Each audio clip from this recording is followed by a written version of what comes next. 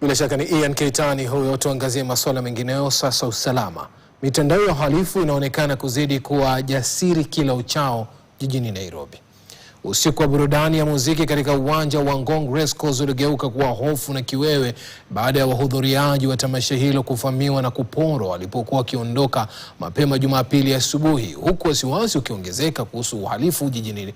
Maswali sasa yanaibuka iwapo idara za usalama na kijasusi nchini zinaendana na kasi ya mitandao ya wahalifu inaozidi kuwa tata.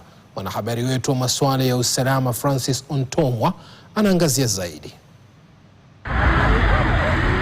Jumapili saa 10 alfajiri nje ya Ngong Race Course, wahudhuriaji wa tamasha wakitoka baada ya usiku wa burudani, ghafla wanajikuta wakishambuliwa. Wahalifu katili wakiwapora simu zao na vitu vingine vya dhamani. Tukio hili ni la hivi punde katika mfululizo wa visa vya uhalifu wa kutumia nguvu jijini Nairobi. Unaona watu wanduzi?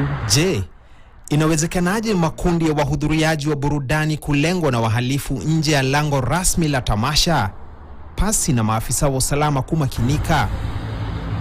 Kwengineko eneo la Mlolongo, kamera za CCTV zilimnasa mfanyabiashara aliyepotea Jimmy Mutava muda mfupi baada ya kuripotiwa kukutana na afisa mkuu wa polisi katika eneo hilo.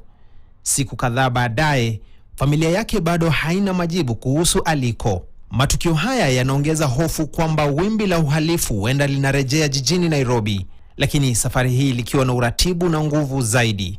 You can imagine our girls, our children. For me, for instance, I know that past 10, I'll have to have other alternative means of transport or other ways I can get home. Kwa wahalifu wengi, bodaboda imekuwa njia bora ya kutoroka, ikiwa na kasi, uwezo wa kupenya katika msongamano wa magari na kutoweka ndani ya sekunde chache.